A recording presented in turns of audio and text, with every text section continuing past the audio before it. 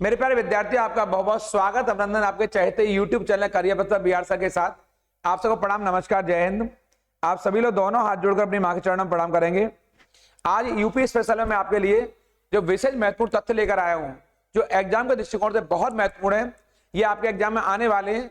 ये सेशन बड़ा खास होने वाला है, इसलिए इन सारे तथ्यों को आप नोट डाउन करते जाएंगे, क्योंकि ये एग्जाम के लिए बड़े विशेष हैं।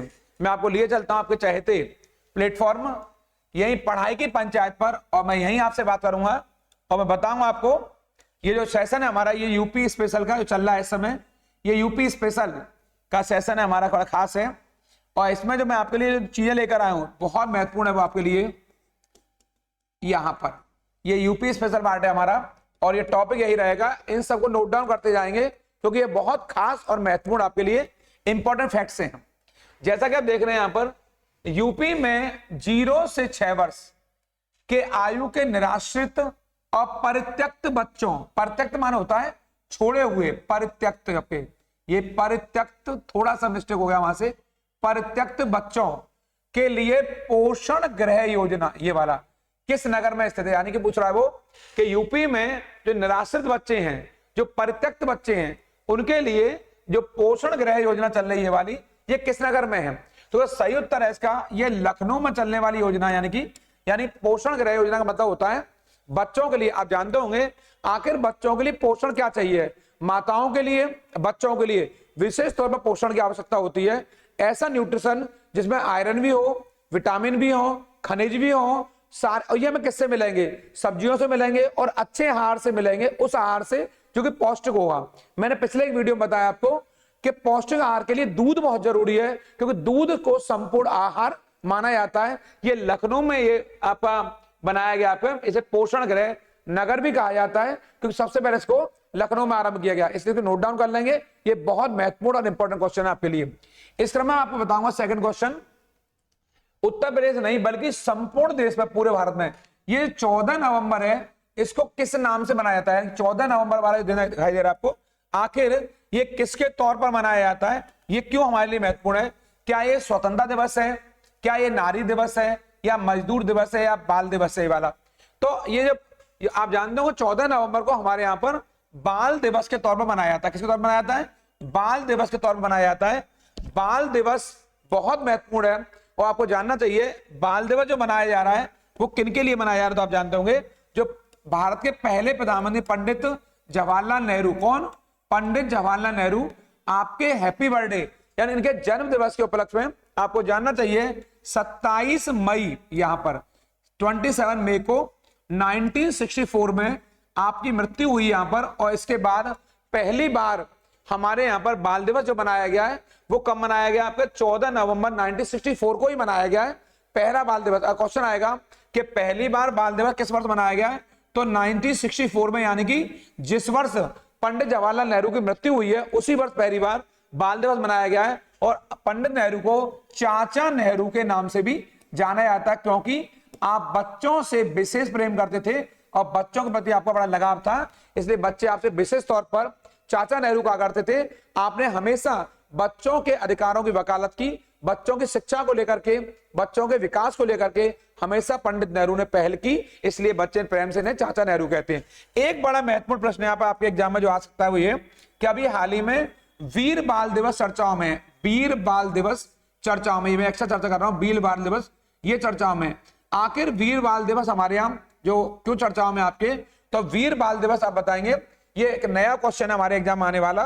तो वीर बाल दिवस कब मनाया जाता है, तो पहली बात तो ये 26 दिसंबर को मनाया जाता है। आपके कब मनाया जाता है, 26 दिसंबर को मनाया जा रहा है। और इसे क्यों मनाया जा रहा है, तो आप जानना वीर बाल दिवस को इसलिए मनाया जा रहा है क्योंकि जो हमारे सिख धर्म के 10वें गुरु हैं गुरु गोविंद सिंह, उनके 2 शहजादे, और शहजादों का नाम है जोरावर सिंह, एक शहजादे तो ये है जोरावर सिंह, बहुत महत्वपूर्ण है।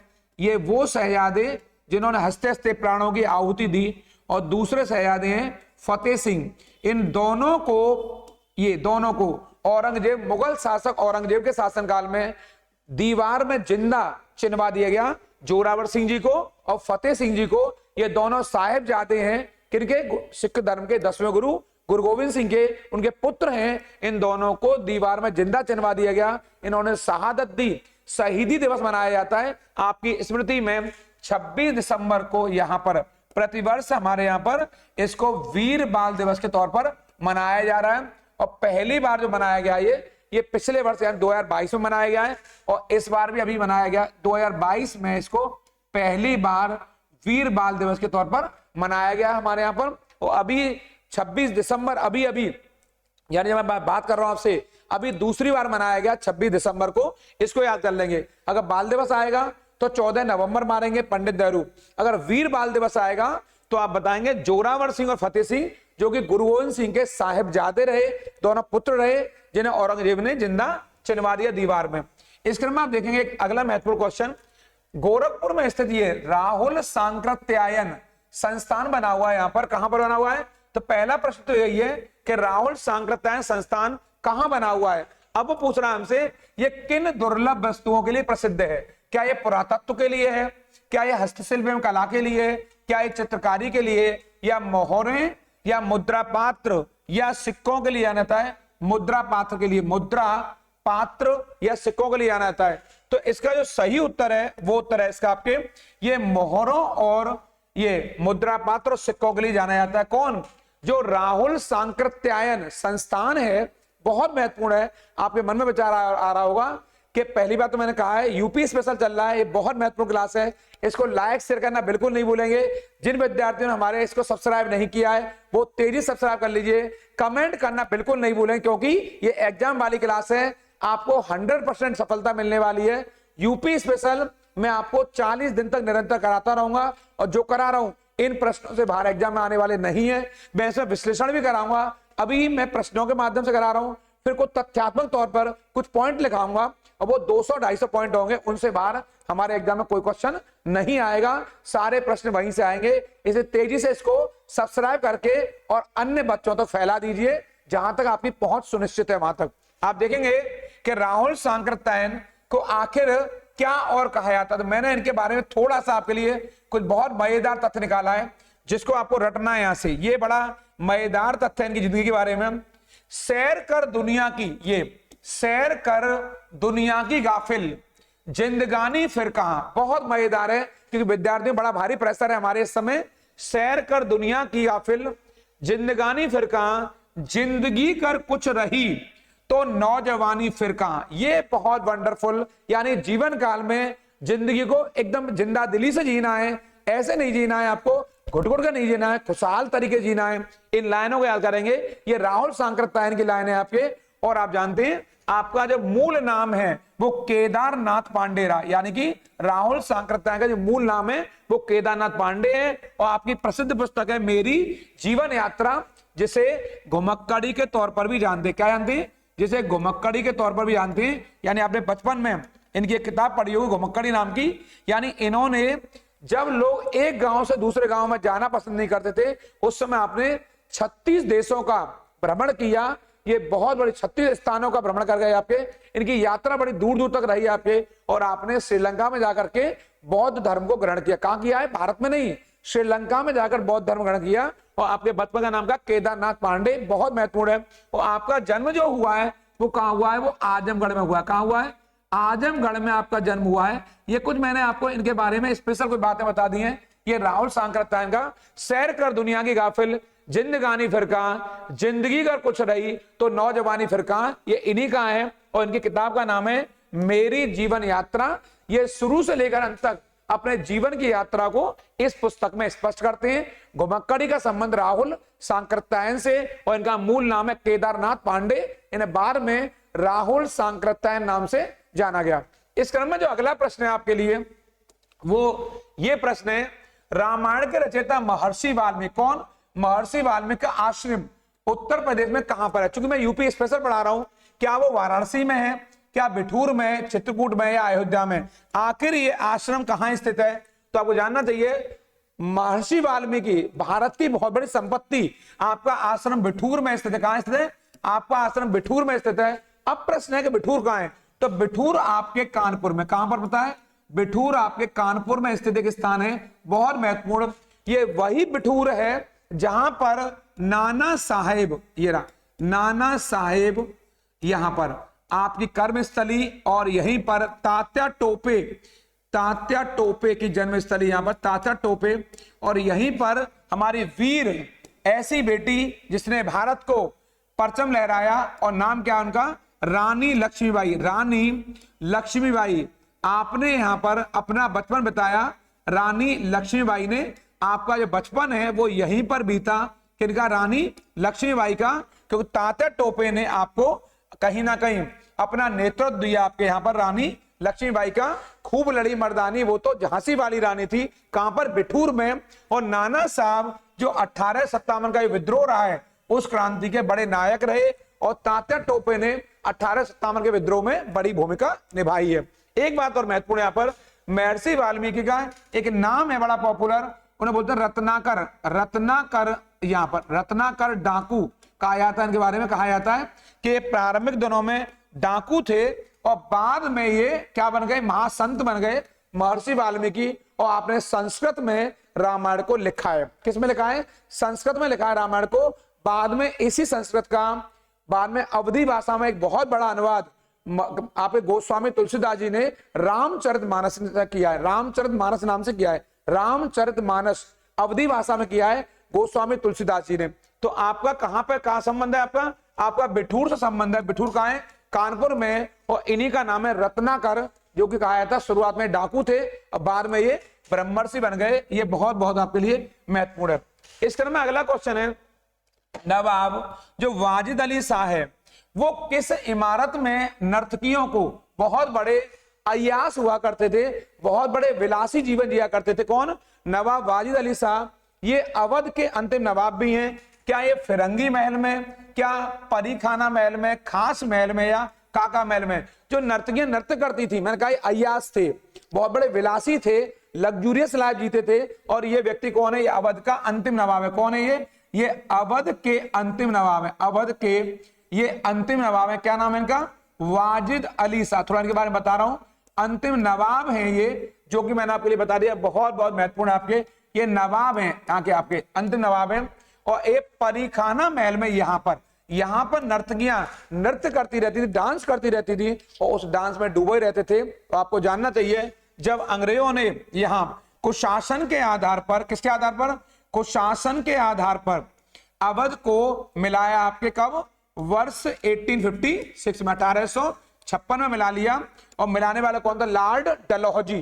काय के आधार पर, कुशासन, बैड गवर्नेंस के आधार पर। यानी कि अवध का विलय ब्रिटिश साम्राज्य में किस आधार पर हुआ है, कुशासन के आधार पर हुआ है। और किस वर्ष हुआ है, तो 1856 में हुआ है। और किस गवर्नर जनरल ने किया है, तो लॉर्ड डलहौजी ने किया है। कुशासन के आधार पर अवध को मिलाया गया। आप जानते होंगे 1857 के विद्रोह में, इसके एक वर्ष बाद विद्रोह हुआ, तो उस विद्रोह में इनकी विधवा थी नवाब वाजिद अली शाह की, उन्होंने बड़ा रोल प्ले किया है, बेगम हजरत महल ने। उस पर चर्चा मैं आगे करूंगा आपसे।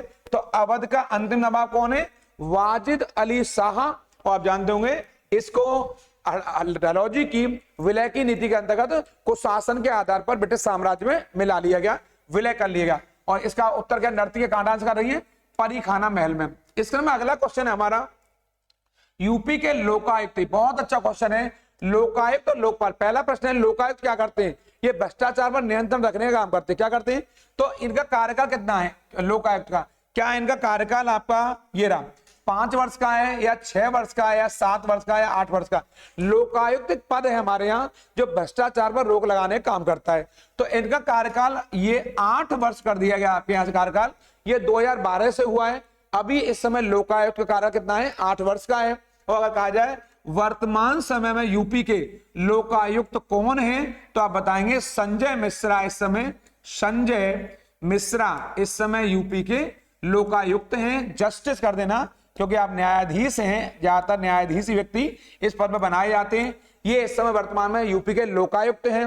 लोकपाल पूरे देश का होता है और लोकायुक्त राज्यों में बनता है। एक प्रश्न और आएगा, यूपी में लोकायुक्त कब नियुक्त हुआ है, तो कब से चालू हुआ है, 1975 से। वर्ष 1975 में हमारे यहाँ लोकायुक्त पद बनाया गया है। इसको आप रट लेंगे यहां से, यहां बनाया गया 1975 में इस पद का सृजन हुआ है, वर्ष 1975 में। और इस समय यूपी के लोकायुक्त हैं जस्टिस संजय मिश्रा, इसको याद कर लेंगे। और लोकायुक्त का कार्यकाल होता है 8 वर्ष का। ये यूपी में अभी अभी हुआ है आपके, तो अभी पूछेगा लोकायुक्त का काम क्या है?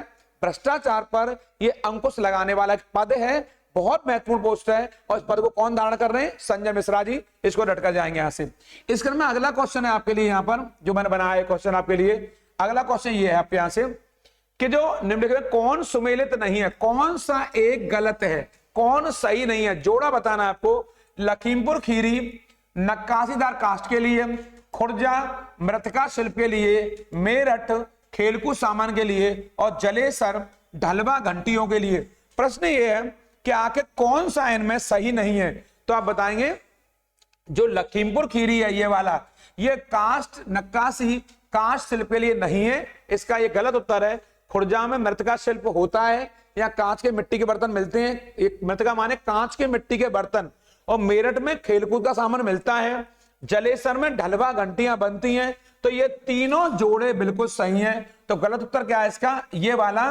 तो आप बताएंगे नक्काशीदार कास्ट। अगर ये कहां होता है तो आप बताएंगे ये अगर यहां नहीं होता है तो कहां होता है? तो ये सहारनपुर में होता है। कहां होता है? ये सहारनपुर में होता है। यानी कि जो कास्ट नक्काशी है, वुड डिजाइनिंग है, इसका कहां काम होता है? इसका काम होता है आपके कहां पर? सहारनपुर में होता है। इसको हम नोट डाउन कर लेंगे कास्ट नक्काशी का। बाकी हमारा पेपर ये मिला हुआ है, महत्वपूर्ण है। फिर मैं कहूंगा इस चैनल को सब्सक्राइब नहीं किया है, तेजी सब्सक्राइब कर लीजिए। लाइक शेयर करना कमेंट करना बिल्कुल नहीं भूलेंगे, क्योंकि ये एग्जाम वाली बड़ी महत्वपूर्ण क्लास है। इस क्रम में देखेंगे आप लोग, मिर्जापुर क्यों प्रसिद्ध है? क्या कजरी के लिए, चरकुला के लिए, पवारा के लिए, नटकटा के लिए? तो ये कजरी नृत्य के लिए, कजरी उत्सव के लिए प्रसिद्ध है। आप जानते हैं मिर्जापुर में कजरी उत्सव मनाया जाता है। कौन सा उत्सव मनाया जाता है? ये कजरी उत्सव मनाया जाता है। यहीं पर कजरी नृत्य होता है। ये बहुत महत्वपूर्ण है। मिर्जापुर यूपी का महत्वपूर्ण जिला है, और आप जानते होंगे इसके अलावा इस जो मिर्जापुर क्षेत्र है, ये मिर्जापुर क्षेत्र पुण्यजल नदी पर स्थित है। इसे ओझल नदी भी कहते हैं। यानी मिर्जापुर आएगा कि मिर्जापुर किस नदी पर स्थित है? तो पुण्यजल नदी पर स्थित है। और ये इसी पुण्यजल नदी को ओझल नदी भी कहते हैं आपके। और ये मिर्जापुर कजरी नृत्य के लिए, कजरी उत्सव के लिए विशेष तौर पर जाना जाता है। इसके में आप देखेंगे अगला, ये जो यूपी में कितनी महिलाएं अब तक सीएम बनी हैं? सीएम माने मुख्यमंत्री बनी है। क्या 0 1 भी नहीं, क्या 1 या 2 या 3? तो अब तक यूपी में केवल 2 महिलाएं ही मुख्यमंत्री बनी है हमारे यहाँ पर। और वो 2 महिलाएं कौन हैं, उनका नाम बताऊंगा आपको कि वो 2 महिलाएं और कोई नहीं, बल्कि ये मैंने लिख के बताया यहाँ पर, वो 2 महिलाएं यहाँ पर। एक सबसे पहली महिला है सुचेता कृपलानी। ये हमारे भारत की, ये यूपी की पहली महिला मुख्यमंत्री रही है सुचेता कृपलानी। 1963 से लेकर 67 तक रही हैं आप आपके। ये यूपी की नहीं, ये भारत में भी किसी भी राज्य की, भारत में भी किसी भी राज्य की, यानी यूपी की पहली है, किसी भी राज्य की ये पहली महिला है। यानी यूपी में तो पहली है ही, ये कहीं ना कहीं भारत में किसी भी राज्य में पहली है आपके। यानी इनसे पहले भारत के किसी भी राज्य में कोई महिला मुख्यमंत्री नहीं बनी है। तो सुचेता कृपलानी यूपी की भी पहली है और भारत में भी किसी भी राज्य की पहली है। इसके बाद उड़ीसा राज्य में बनी नंदिनी नाम की महिला थी, वो उड़ीसा में दूसरी महिला है। क्या नाम है? नंदिनी नाम है उनका। और यूपी में कौन सी पहली? सुचेता है। और यूपी में दूसरी हमारी जो महिला है उनका नाम है आपके सुश्री मायावती नाम है उनका। ये पहली बार 1995 में आपके मुख्यमंत्री बनी और जून से लेकर के अक्टूबर तक आपका कार्यकाल रहा यहाँ था आपके। और ये 4 बार यूपी की सीएम बनने में कामयाब रही। कौन? मायावती। यानी कि सुश्री मायावती जी यूपी में कै बार मुख्यमंत्री रही हैं? 4 बार रही हैं। लेकिन इनका जो पूर्ण कार्यकाल है वो एक ही बार है, 5 वर्ष का, 2007 से लेकर 12 तक। 2007 से लेकर 12 तक। यानी कि अगर आएगा मायावती का जो पूर्ण कार्यकाल है, पूर्ण कार्यकाल अगर आएगा तो आप बताएंगे 2007 से लेकर के 12 तक। यानी इन्होंने 5 वर्ष का पूरा कार्यकाल है वो यहीं पूरा किया है। उससे पहले आपका कार्यकाल 6 माह का या कुछ साल का रहा है। लेकिन अगर यहां आएगा कि पूर्ण कार्यकाल तो यही बताएंगे, जो कि इनका चौथा कार्यकाल है आपके 2007 से लेकर 12 तक। यूपी में अब तक 2 महिलाएं मुख्यमंत्री बनी है हमारे यहाँ पर। इस क्रम में अगला क्वेश्चन है कालपी नगर। ये वाला कालपी नगर किस नदी पर है? क्या गंगा पर है, यमुना पर है, नर्मदा पर है, प्रश्ना नदी पर है आपके? तो आप बताएंगे ये आपके किस पर है? यमुना नदी पर। कालपी यमुना नदी पर स्थित है। आपको जानना चाहिए कालपी बहुत महत्वपूर्ण नगर है और ये बीरबल की जन्मस्थली। क्या ये बीरबल की जन्मस्थली है। ये बीरबल कोई मामूली नाम नहीं है, बीरबल की जन्मस्थली है ये आपके। और ये कालपी यमुना नदी पर स्थित है और यमुना गंगा की सहायक है और बीरबल अकबर का नवरत्न रहा है। ये बहुत महत्वपूर्ण है। इसके अलावा जो कालपी क्षेत्र है ये कहीं ना कहीं कानपुर और झांसी मार्ग पर, कानपुर और झांसी मार्ग पर स्थित एक बहुत महत्वपूर्ण क्षेत्र है। क्या नाम है इसका? कालपी। कानपुर और झांसी मार्ग में पड़ता है क्या? कालपी। और कालपी किस नदी पर है? यमुना नदी पर है। और यही कालपी में बीरबल का जन्म हुआ, बीरबल की जन्मस्थली है और बीरबल ने अकबर के नवरत्नों में रहकर के बड़ी भूमिका निभाई है। और बाकी आप जानते हैं बीरबल अकबर के किस्से बड़े फेमस रहे हैं। इस क्रम में उत्तर प्रदेश में मान्यता प्राप्त जो स्टॉक एक्सचेंज है वो कौन सा है आपका? तो लखनऊ में है क्या, वो गाजियाबाद में, वाराणसी में या कानपुर में? तो आपको जानना चाहिए ये स्टॉक एक्सचेंज कानपुर में, यानी कि यूपी का स्टॉक एक्सचेंज आएगा। जो शेयर बाजार है वो कहां स्थित है? वो कानपुर में। इसको रट लेंगे, यूपी स्टॉक एक्सचेंज कानपुर में स्थित है। इस क्रम में आप देखिए अगला क्वेश्चन है ये, उत्तर प्रदेश के स्थान में गन्ने की खोई से कार्डबोर्ड बनाया जाए। क्या बनाए जाते हैं? गन्ने की खोई से। आप जानते हैं गन्ने को पिरोने के बाद, गन्ने को आप मशीन से निकालने के बाद, जूस निकालने के बाद जो वेस्टेज है, जो खाली पदार्थ बच जाता है, बाद में वेस्टेज बच जाती है, उस अवशिष्ट से कार्डबोर्ड बनाए जाते हैं। तो कहां पर? क्या बरेली में, क्या आगरा में, क्या मेरठ में या सहारनपुर में? तो वो पूछ रहा है कार्डबोर्ड कहां बनाए जाते हैं। तो मेरठ में कार्डबोर्ड बनाया जाते। कहां बनाए जाते हैं? मेरठ में कार्डबोर्ड बनाए जाते हैं, यानी कि पेपर के तौर पर इसका प्रयोग किया जाता है। कहां पर? मेरठ में प्रयोग किया जाता है कार्डबोर्ड के तौर पर। आप जानते हैं पेड़ों का इस्तेमाल भी करते हैं हम आपके पेपर बनाने में, और आपके इनका जो खोई वगैरह होती है इनसे भी बड़े पैमाने पर कार्डबोर्ड बनाए जाते हैं, यानी कागज बनाने में इसका बड़े पैमाने पर प्रयोग किया जाता है। तो ये कहां स्थित है आपके? ये मेरठ में स्थित है। ये महत्वपूर्ण क्वेश्चन है आपके यहां से। इसके अलावा देखिए आप लोग, उत्तर प्रदेश में सहकारी संस्थान, क्या नाम है? यूपी का ये वाला, ये किस क्षेत्र में कार्य करता है? संगमरमर के लिए, हथकरघा के लिए या चमड़ा उद्योग के लिए? यहाँ पर इनमें से कोई नहीं।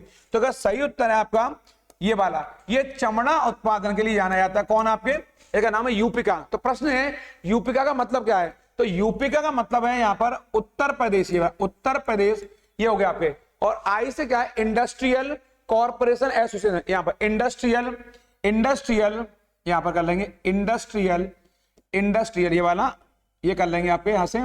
बहुत आपके लिए महत्वपूर्ण है। आपके यूपिका का मतलब आएगा यहां पर कि यूपिका की फुल फॉर्म क्या है? तो आप बताएंगे उत्तर प्रदेश यूपिका, यूपिका ये वाला, Uttar Pradesh industrial corporation association. Uttar Pradesh industrial corporation association का मतलब होता है, और इसका काम है ये चमड़ा उत्पादन क्षेत्र में ये कार्य करने वाली सबसे बड़ी संस्था है। आप जानते हैं कानपुर में चमड़े का बहुत बड़े पैमाने पर काम होता है, आगरा में भी होता है, लेकिन आगरा में शू इंडस्ट्री, यानी आगरा है वो फुटवियर के लिए जाना जाता है, विशेष तौर पर चमड़ों के लिए और चमड़ों के बने जूते चप्पलों के लिए। और यहाँ पर आपके कानपुर में बहुत बड़े पैमाने पर चमड़ा उद्योग काम होता है और ये यूपका की निगरानी में होता है। अब देखेंगे उत्तर प्रदेश निम्नलिखित में कौन सा शहर है जो निर्यात विकास केंद्र नहीं है? ये वाला, क्या आगरा नहीं है, इलाहाबाद नहीं है, खुर्जा नहीं है, मेरठ नहीं है? कौन सा निर्यात एक्सपोर्ट डेवलपमेंट सेंटर नहीं है? कौन सा? तो आप जानते हैं आगरा हमारा निर्यात केंद्र है आपके, आपका खुर्जा भी है, मेरठ भी है, लेकिन इलाहाबाद हमारा निर्यात विकास केंद्र नहीं है। तो सही उत्तर क्या है इसका? इलाहाबाद सही उत्तर है। इलाहाबाद संगम नगरी है, तीर्थ नगरी है, और यहाँ पर बड़े पैमाने पर पर्यटन, धार्मिक तौर पर इलाहाबाद को जाना जाता है। लेकिन इलाहाबाद हमारे यहाँ यूपी में निर्यात विकास केंद्र के तौर पर विकसित नहीं किया गया है। तो क्या सही उत्तर है इसका? इलाहाबाद सही उत्तर है इसका। इसके अलावा अगला जो प्रश्न है आपके लिए वो ये है, अयोध्या किस वंश के शासक का महत्वपूर्ण शिलालेख? कौन सा वाला? जो अयोध्या लेख है, यह आएगा अयोध्या लेख किस वंश के शासक के लिए जाना जाता है? तो आप बताएंगे क्या इसका उत्तर पुष्यमित्र शुंग है या अशोक या समुद्रगुप्ता या चंद्रगुप्ता आपके? तो जो अयोध्या शिलालेख है, ये अयोध्या अभिलेख है, ये पुष्यमित्र शुंग के लिए जाना जाता है। आप जानना चाहिए जो अयोध्या लेख है इसका लिखने वाला कौन है? धनदेव। धनदेव नाम का शासक था, इसने इस अयोध्या लेख को लिखा है और ये शुंग वंश के शासकों को समर्पित है, विशेष तौर पर पुष्यमित्र शुंग को। ये पुष्यमित्र शुंग वही है जिसने 2 अश्वमेध यज्ञों का आयोजन करवाया। कितने करवाया? 2 अश्वमेध, पीछे बताया मैंने आपको, 2 अश्वमेध यज्ञों का आयोजन करवाया इसने। और इसके राजपुरोहित का नाम था, क्या नाम था आपका? और राजपुरोहित का नाम है आपके जो बहुत फेमस थे उस आपके, उनके राजपुरोहित थे आपके महर्षि पतंजलि। महर्षि पतंजलि, थोड़ा सा दिमाग से निकल गया, कोई बात नहीं है। महर्षि पतंजलि, इनके राय पुरोहित थे और पतंजलि महाराज ने इनके लिए 2 अश्वमेध यज्ञों का आयोजन करवाया। ये पिछले क्लास में बता चुका हूं, मैं फिर कहूंगा इस चैनल पर लगातार बने रहेंगे। कमेंट करना बिल्कुल नहीं भूलेंगे, लाइक शेयर करना बिल्कुल नहीं भूलेंगे, क्योंकि ये बहुत महत्वपूर्ण आपके एग्जाम वाली क्लास होने जा रही है आपके लिए। और ये बता, अयोध्या अभिलेख जो है वो धनदेव का अभिलेख है। धनदेव ने शुंगों को इस अभिलेख को समर्पित किया है। ऐसे बहुत सारे नए नए क्वेश्चन मैं आपके एग्जाम में अगली बार क्लास ला रहा हूं। ऐसे जीडी की साइंस वाली क्लास बंद नहीं हुई है, साइंस वाली क्लास जारी रहेगी। थोड़ा यूपी पुलिस की वजह से मैंने कोई ब्रेक लिया है 1-2 दिन के लिए, और साइंस की क्लास जो की तो जारी रहेगी। वो एसएससी जीडी के लिए भी उपयोगी है, यूपी पुलिस के लिए भी उपयोगी है, और आरपीएफ का जो एग्जाम आ रहा है वहां भी उपयोगी है। फिलहाल हमारा टारगेट वर्दी है, हमें हर कीमत पर पहले यूपी पुलिस में सेलेक्ट होना है, जीडी में जाना आपके, इसलिए लगातार चैनल पर जुड़े रहेंगे। उन लोगों का जरूर ख्याल रखेंगे जो आपका ख्याल रखते हैं। प्रणाम, नमस्कार।